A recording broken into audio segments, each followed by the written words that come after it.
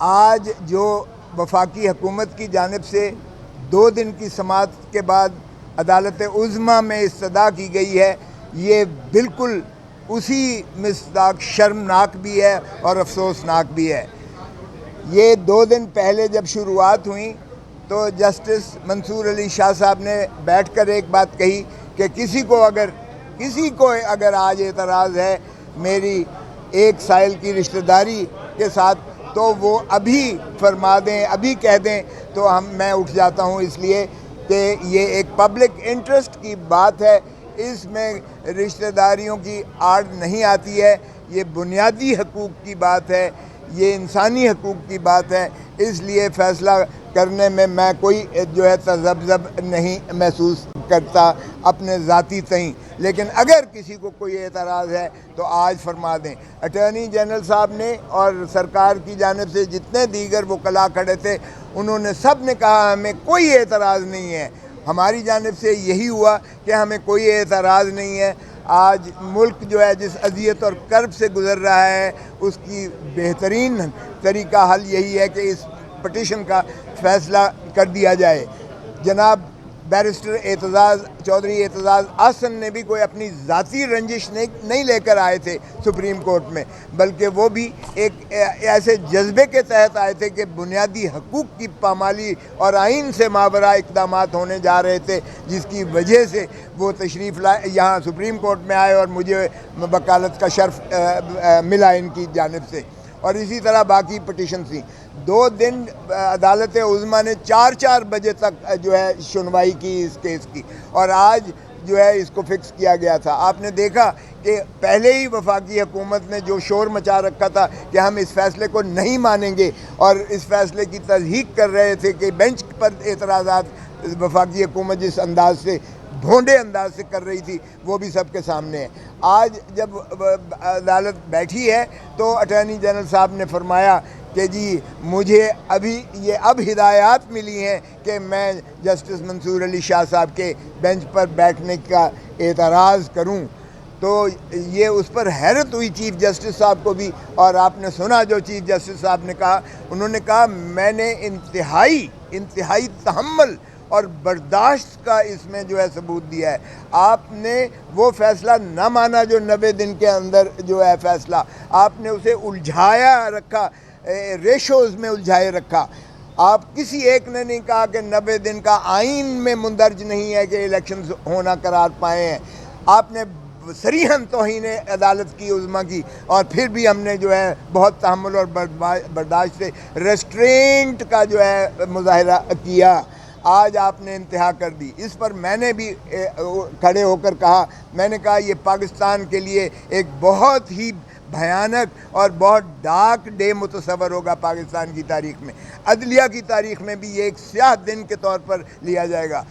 وفاق پاکستان کی بھی اس کو تباہی کے دہانے پر لے جانے کی یہ کاوش ہے جو حکومت کر رہی ہے۔ وزیر اعظم کی جانب سے ایسا اعتراض آئے ہمیں، اور دوسری جانب سے بھی انہوں نے کہا کہ ہمیں جہاں تک منصور علی شاہ صاحب کی ذات کا تعلق ہے ان پر، ان کی انٹیگریٹی پر، ان کی اہلیت پر، ان کے جذبے پر کسی کو کوئی شبہ اور وہ نہیں ہے۔ یہ وفاق کی جانب سے بھی کہا گیا، اٹارنی جنرل نے بھی کہا۔ مجھے سمجھ نہیں آتی ہے کہ پھر وزیر اعظم نے کیوں کر یہ متصور کیا کہ کانفلکٹ آف انٹرسٹ اس میں متصور کیا جائے گا، سوائے اس کے کہ اس کو تاخیری حربہ کے طور پر، اور یہ دیکھتے ہوئے 2 دن کی سماعت جو ہماری دلائل تھی، یہ دیکھتے ہوئے کہ یہ ناقابل دفاع ہے یہ عمل، فوجی عدالتوں کا قیام آئین سے متصادم ہے، یہ باور کرتے ہوئے یہ حکومت نے اپنی شکست مانی ہے۔ یہ واضح طور پر نظر آ گیا کہ یہ بینچ ہم نے تو فل کورٹ کی استدعا کی تھی کہ 15 کے 15 ججز بیٹھیں اور یہ فیصلہ کریں۔ یہ بھی 9 مئی سے کم سیاہ دن نہیں ہے، یہ 9 مئی سے زیادہ سیاہ دن ہے جو آج یہ وفاق کی جانب سے کیا گیا، کیونکہ یہ حکومت برجستہ طور پر سامنے کھل کر آ گئی ہے کہ ہم نہ آئین کو مانتے ہیں نہ ہم عدلیہ کو مانتے ہیں۔ یہ وفاق اور پاکستان کا بھرپور نقصان کرنے جا رہی ہے، اور اس چیز کا برملا میں نے اظہار ریکارڈ کروایا سپریم کورٹ میں، یہ جس دوران یہ ہو گئی تھی۔ لیکن اب ہم نے یہ عرض کیا ہے سپریم کورٹ میں منصور علی شاہ صاحب سے بھی کہ خدا را اب وفاق اس پر جو ہے اعتراض نہیں کر سکتی ہے، کیونکہ ایک دفعہ جب وفاق نے کہہ دیا 2 دن پہلے کہ ہمیں کوئی اعتراض نہیں ہے، یہ بالکل بیٹھیں اور اس بینچ پر ہمیں کوئی اعتراض نہیں ہے، اس کے کہنے کے بعد یہ اس سے واپس نہیں جا سکتے ہیں۔ اس بات کو جو انہوں نے کی تھی اس کا یہ یو ٹرن نہیں مار سکتے ہیں، اور 2 دن کی سماعت کے بعد آج ان کو یکدم الہام ہوا ہے کہ منصور علی شاہ صاحب کو جو ہے اعتراض کیا جائے، تو یہ واضح اس چیز کی غمازی کرتا ہے کہ یہ انہوں نے اس عمل کو ناقابل دفاع سمجھتے ہوئے اپنے خلاف فیصلہ آنے کی جو ہے بالکل ایک نبشتہ دیوار سمجھتے ہوئے انہوں نے یہ آبسٹرکٹیو ڈیوائس اڈاپٹ کی ہے، جس کی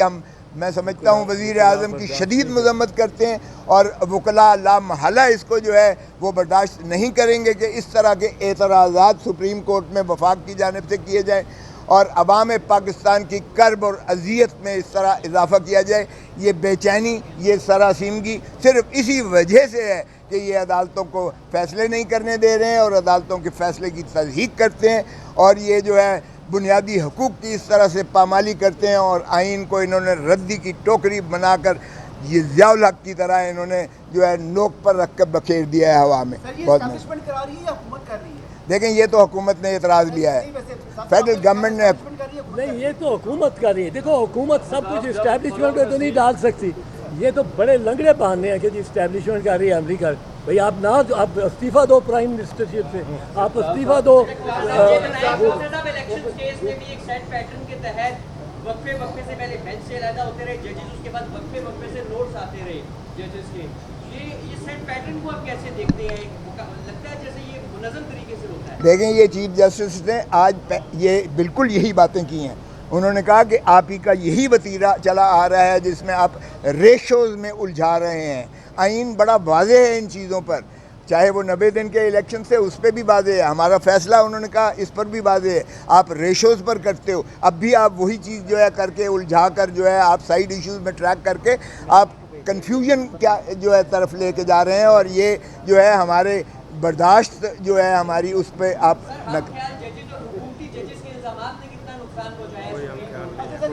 کوئی ہم خیال اور کوئی حکومتی نہیں ہے، معاف کیجیے گا، جج ہے، اور ججوں میں اختلاف رائے ایک خوش آئند بات ہے اور تسلیم شدہ بات ہے، اس لیے ہم اس کو جو ہے یہ نہیں سمجھتے کہ یہ ججوں میں ڈویژن ہے، البتہ ہر ایک کا اپنا اپنا نظریہ ہونا۔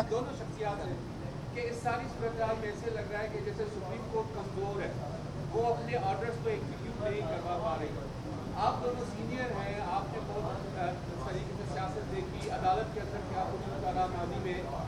آپ کیا کہنا چاہیں گے چیف جسٹس صاحب کو کہ کیا اب ان کے پاس یہ نہیں وقت نہیں ہے سلیکشن میں یا اس کا جواب چیف جسٹس صاحب نے خود دیا ہے، انہوں نے کہا کہ ججز کے پاس ایک مورل اتھارٹی ہوتی ہے، ہمارے پاس ڈنڈا نہیں ہوتا ہے، ڈنڈا اور چھڑی اوروں کے پاس موجود ہے، اس لیے ہماری مورل اتھارٹی جو ہے ہوتی ہے جسے عوام بھی تسلیم کرتی ہے، دنیا بھی تسلیم کرتی ہے، آئین کے اندر ہوتی ہے، اس مورل اتھارٹی کو آپ نے ریشوز میں کنفیوز کر کے الجھا کے جو ہے خراب کیا ہے۔ ہم آئین پر عمل داری کرتے ہیں، ہم کسی کے جواب دینے ہیں، اس کا جواب خود چیف جسٹس صاحب نے دے دیا ہے، اس لیے حکومت کو ہوش کے ناخن لینا چاہیے کہ خدا را اسے سرزمین بے آئین نہ بنائیے گا۔ میں ایک ذرا اضافہ ان کے کر دوں۔ سپریم کورٹ کیا کر سکتی ہے جو سپریم کورٹ کو کرنا چاہیے؟ سپریم کورٹ ایک چیز نہیں کر سکتی جو اس کو نہیں کرنا چاہیے، وہ یہ کہ وہ پھر ایک ڈیٹ دے دے اور کیا اس ڈیٹ پہ الیکشن ہوگا۔ یہ ماننے کو تیار نہیں ہوں گے، نہ چیف الیکشن کمشنر، نہ فائنانس منسٹر، نہ ڈیفنس منسٹر، نہ انٹیریئر منسٹر، یہ کوئی ریسورس وسائل نہیں دیں گے اس کی خاطر۔ یہ کہیں گے وہ ہوں گے الیکشن تو 8 اکتوبر کو ہوں گے، تو آپ 8 اکتوبر کو بھی نہیں کرائیں گے۔ سپریم کورٹ کو چاہیے یہ اگر عملی اقدامات نہیں لیتے الیکشن کی طرف، اور یہ اس طرح کی بہتان انگریزی کرتے ہیں، اور اس نے انہوں نے بہت ساری کی ہے۔ پہلے وہ جو جلسہ کیا انہوں نے سپریم کورٹ کے گیٹ کے باہر، اور مریم بی بی نے بھی اور مولانا فضل الرحمان نے بھی ہرگاہ سرائی کی۔ ان کو چاہیے، سپریم کورٹ کو چاہیے سیلف ایگزیکیوٹری آرڈرز پاس کر۔ ایک یہ کہہ دیں یہ انہوں نے توہین عدالت کی ہے، ان کی جو جواب ہے और इनके जो पिटिशंस हैं और इनके जो जलसों में तकरीरें हैं वो बताते खुद तौहीन अदालत है। उसका नोटिस दें, अगर ये पेश नहीं होते कि हम इस बेंच को रिकग्नाइज नहीं करते, तौहीन अदालत में कन्विक्शन का फैसला दे दें। दूसरा फैसला दें कि ये तौहीन अदालत कर दें कि बायस ये डिस्क्वालीफाई हो गए। मैं देखता हूँ कौन सा ये इनमें से कौन सा जो डिस्क्वालीफाई हुआ होगा वो अपनी नॉमिनेशन पेपर भी दे सकेगा। वहाँ मुखालिफ उम्मीदवार वहाँ आके उसका पहरा देंगे सुप्रीम कोर्ट के फैसले का, और इनको पता लग जाए सबको डिस्क्वालीफाई करे सुप्रीम कोर्ट। इसमें कोई सुप्रीम कोर्ट को एग्जीक्यूशन कराने की ज़रूरत नहीं है। ये खुद जो इनके मुखालिफ उम्मीदवार होंगे वो इनको वो वहाँ झगड़ा करेंगे, इनको दाखिल नहीं करने देंगे कागज। तीसरी बात, इनको कॉस्ट डालें, 5-5 करोड़ का जुर्माना करें। आखिर मैंने फीस ली है चौधरी साहब से मेरी सर आप ऐसी फीस ज्यादा कौन लेता है? साहब आपने बतौर दरख्वास्त आम आदमी तो आपको अफोर्ड ही नहीं कर सकता सुना है। मैं 100 रुपया फीस दी है इसने। नहीं, सेल्फ एग्जीक्यूटिव ऑर्डर करना चाहिए और उसमें बाद में आगे करेंगे, अब बाकी का बाद में आगे छोटा करेंगे। सवाल है, आपने बतौर दरख्वास्त गुजार चीफ जस्टिस से मुलाकात की, उसके बाद ये केस फिक्स हुआ, लेकिन इसी सुप्रीम कोर्ट में एग्जाम्पल है कि एक दरख्वास्त गुजार ने जज को अप्रोच करने की कोशिश की और 1 लाख रुपया उस पर जुर्माना हो गया। तो आप इस चीज़ों को कैसे देखते हैं? जब मैं एक काउंसिल भी हूँ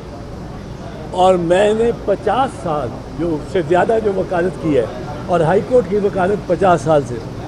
हर रोज़ वकला 9 बजे से उस वक्त 8 बजे होता था, 8 बजे से पहले या 1:30 बजे के बाद खड़े होते हैं जिन्होंने अपनी पिटीशन लगवानी हो, और चीफ जस्टिस के दफ्तर के बाहर खड़े होते हैं और उनको एक एक करके बुलाया जाता है और वो चीफ जस्टिस फैसला करता है कि अर्ली हियरिंग सेम डे लगाना है कि नेक्स्ट डे लगाना है। इसमें तो कोई ऐसी बात नहीं। इसमें सिफारिश का आंसर ही नहीं है।